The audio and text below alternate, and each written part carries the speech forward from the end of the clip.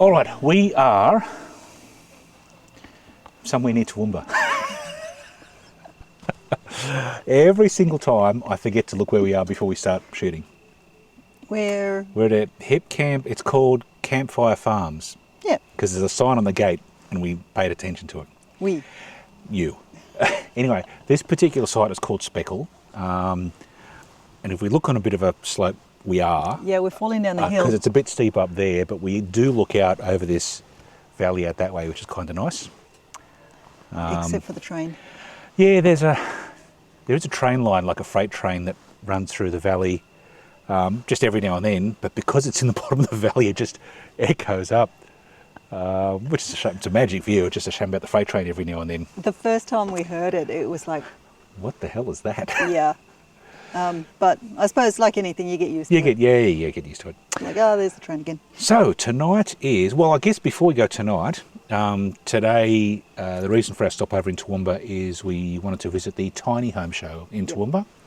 We have a tiny van. We're interested in tiny homes. There's a connection there. Yeah, there is. You don't believe me, do you? What have we got? So we have got some Hokkien-style noodles. Yep.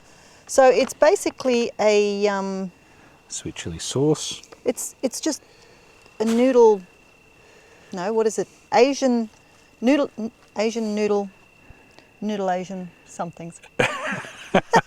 It's a concoction. So we've got some sweet chili sauce here. So we've got some hoisin sauce. I actually ran out of most, like there was only a tiny bit of hoisin in there. So I've chucked some soy sauce in there. Oh, okay, right. So we've got a little bit of hoisin. So that's not hoisin sauce, that is soysin sauce. Yeah, and then I'm going to chuck some sweet chili sauce in as well. Uh-huh. Along with some little homegrown chilies, capsicum. If I had packed properly... let me do this. Hey! I'm going to turn a light on. If I had packed properly, I would have had an onion here as well, but okay. Forgot the onion. Yeah, so we've just got some veggies, some snow peas. Snow peas, yep. And Hokkien basically noodles. Hokkien noodles, and of course Jason is going to cook some steak for us. So would this normally be hoisin sauce and separately soy sauce, or is there, like, aside from, like, why have you mixed that together aside from it being empty? Well, just because I ran out of hoisin sauce, so I'm making it up now. Right, but normally you would just use hoisin sauce. Yeah, just chuck the hoisin or whatever. I mean, you can do black bean or you can do honey soy, you can do whatever flavour floats your boat. Yep. But that's just what we've got. One of my favourites is just soy sauce and barbecue sauce. Yeah, okay. Quite spectacularly. So that's that. Now over here, how's this fire looking? Still a little bit flamey yet, but we'll throw some steak on there shortly. Went to a butcher today in Toowoomba and picked up a really nice looking piece of porterhouse. Just singing the accolades of long nails. Oh. Yeah, I wouldn't know. Except when they break and you're away from your nail salon. If you chip them, then it's, not fun. How are your fingers going working in this weather? Yeah, they're fine.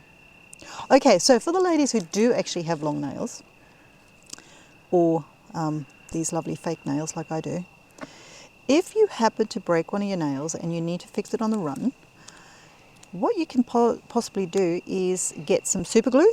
I saw you with that the other day. And bicarb soda, of all things. And bicarb soda. And bicarb soda. Mix them together and you can replicate in small batches the gel that will keep it together until you get to civilization. So you pour the super glue in your palm of your hand like that and then tip some bicarb soda in it, and then you use your index finger and mix the super glue and the bicarb soda together. And then you will not be driving. I have to make a point. Yeah, you're going to... So anyway, and if you want to fix plastic too, that's really good. So with the bicarb soda. Bicarb soda and super glue. Why is that, do you know?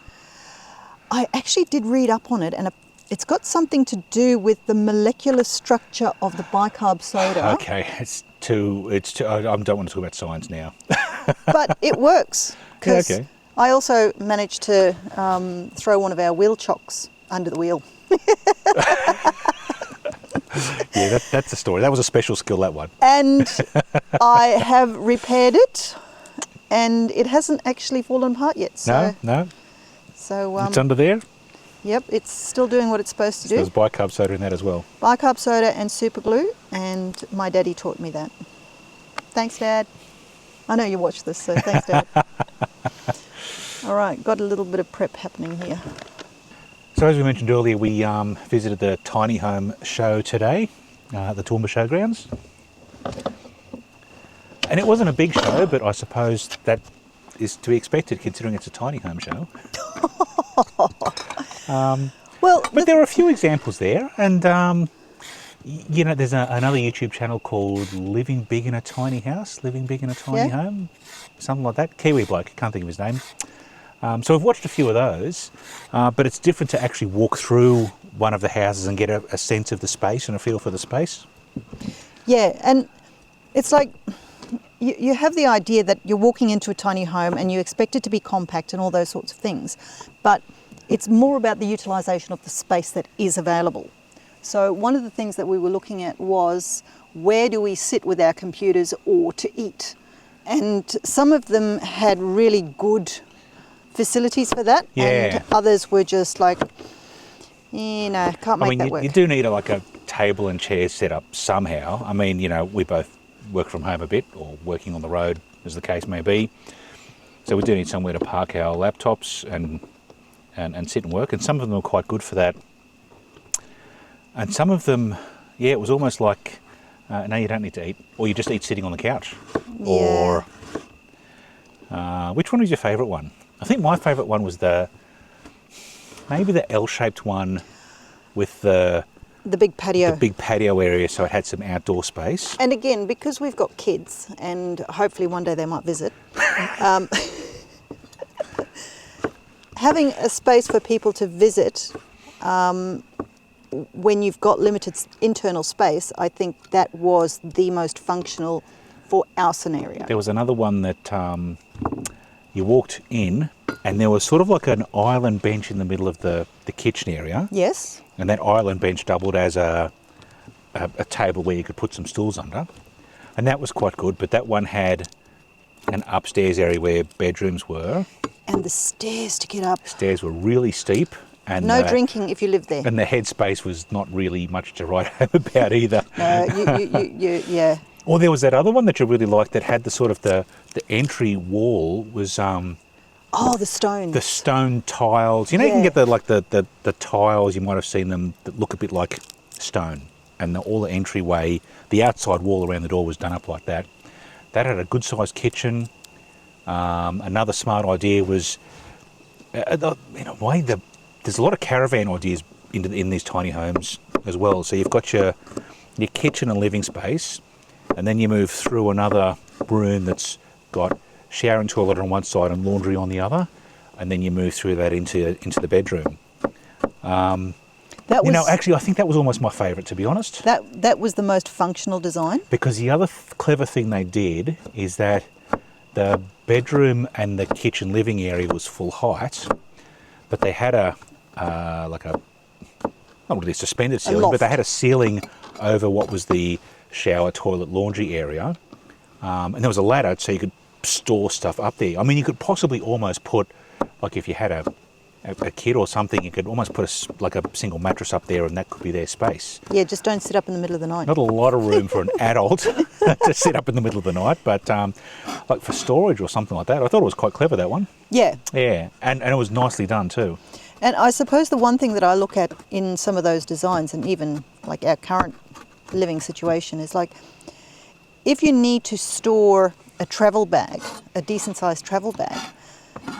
Because they're big, and what do you do with it? Yeah, they take up a lot of space, don't they? And the thing is that if you are the sort who travels, you're going to have your winter and summer clothes, and because there's always limited space in the cupboards in these tiny homes, you will need to store. Where do you put them? Those other clothes in a bag or something like that. So I'm always looking out to see where you can store a nice sized bag. Yeah, and that one did have space for that, whereas the one that was the L-shaped, probably not so much. No.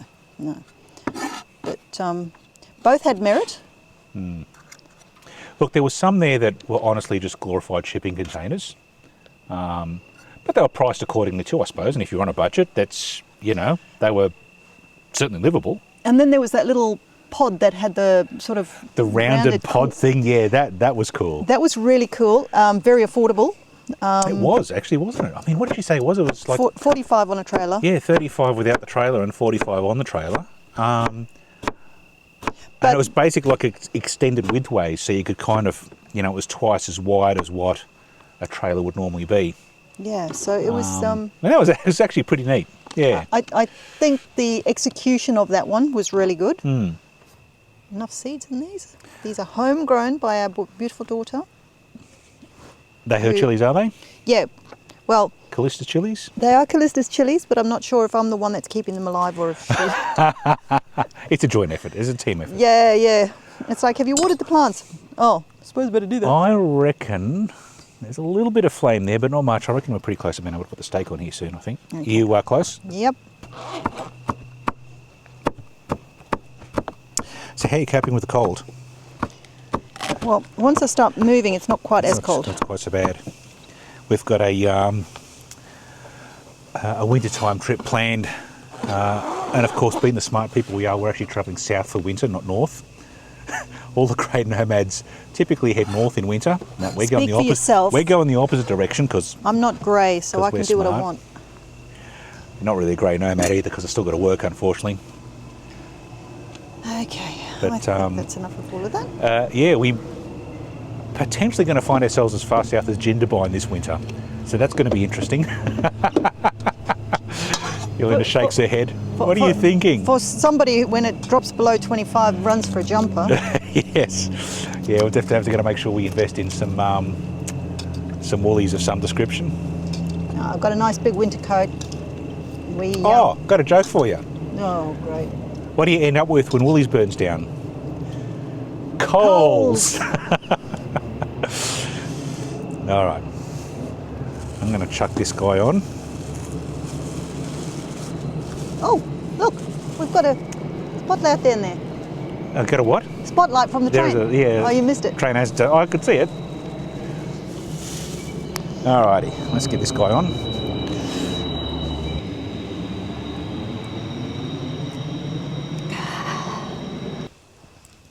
You're not burning that, are you? Oh, a long way from burning it. Okay. The grill's quite high. So these are I saw the red through your beard and I thought, did he catch a cold? I haven't caught on fire, it's just the microphone. I'm thinking, oh my gosh, everything else gets caught in the beard. Why not? Oh, you're a worry. All right, let's go and see whether this steak is ready or not. I think it's got to be getting pretty close. That's looking pretty good to me. Let's not get a flare up in my hair. Yeah, don't set your beard on fire. Yeah. All right. Oh, look at that. How are these? Yeah, it's not shabby.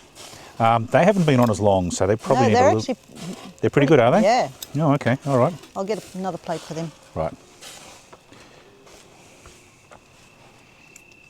You are cutting that like a chef? Not as quick, but yes. Look how thin they are. They are quite thin. Good knife. I have the technology. Fixing stuff on the run. Yep. Where's that? I want that one. Pop that in there.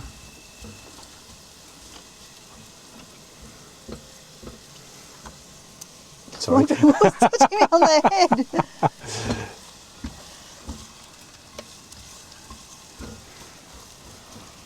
Oh, no, that's the seed. Can you smell the garlic? I can. Actually, I really can.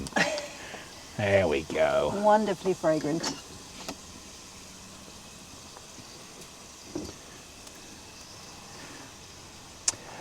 It's a shame you guys can't smell this. It is really, yeah. Well, I suppose some people don't like garlic. Yeah, but they're nuts. Yeah, well, you need to amend your ways. Yeah, just get better, all right? I guess it's the thing with being on the side of a mountain is it does, the breeze does come through from time to time. And when you're outside of Toowoomba, the breeze tends to be a bit cold.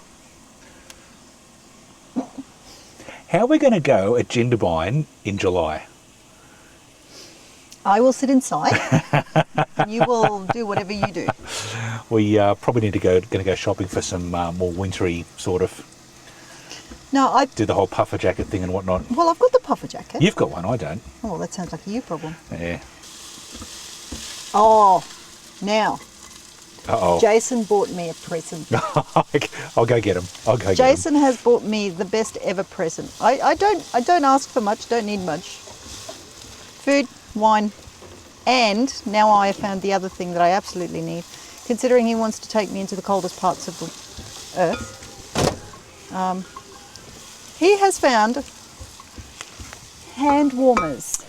All right, so these guys here, just pay attention to where I'm holding them.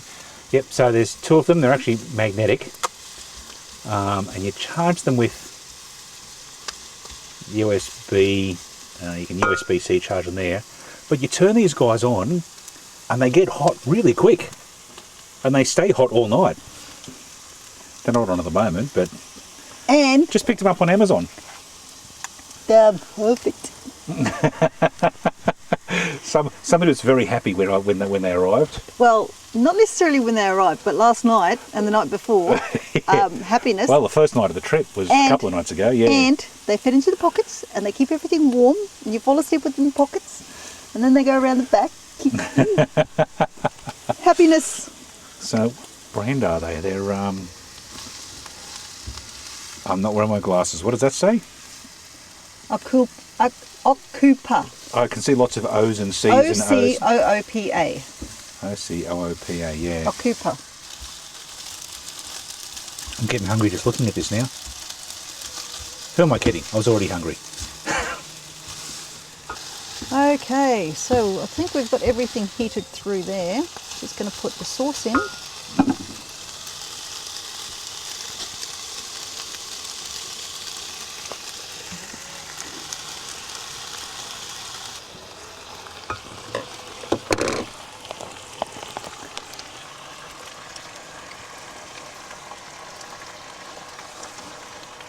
They're handy little sauces, those things, aren't they, in these pouches? Yeah. Pretty good for camping. Because they don't take up a lot of space in the fridge. Nah. What's that for? Tomorrow. Well, that had all the veggies on it. Oh, right. Yes.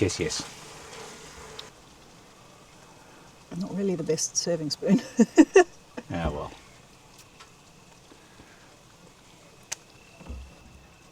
Yep, still too much. When is there not? Oh well, that'll do. Just as a matter of curiosity, I'm just looking at the timestamp on the camera here. So this phone has been filming for 56 minutes so far. I wonder how long my final edit will be, which gives you an idea of how much junk we cut out of these things before. Oh dear. Anyway, we do go down some rabbit holes. Anyway, let's put these up there and have a look at that. Cheers. That's our finished product. Okay, so got to taste it though. Not too shabby at all. Okay, let's see what the have a concoction go? flavours taste like, without burning myself preferably. Yeah, that preferably.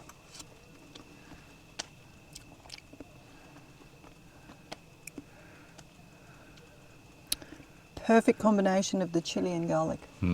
It does smell pretty good. All right, that's it. All right, I'm going to put this phone away and do the important job of eating. See you later.